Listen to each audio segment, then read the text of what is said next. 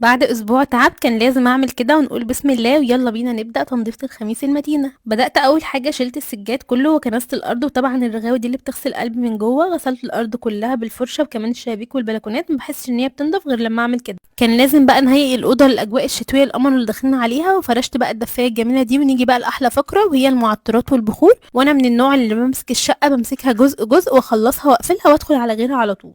دخلت بقى على الأوضة التانية نضفتها ومسحت الشبابيك وفرشت لهم الدفايات السكر دي، وطبعا لازم نبخر ونعطر الأوضة كلها بعد ما نخلص. هنا بقى دخلنا على معركة مع المطبخ، ما عملتش كده بجد من أسبوع. شلت كل حاجة كانت على الرخامة وغرقت الدنيا كلها مية بصابون، كمان فركت الحيطان كويس قوي.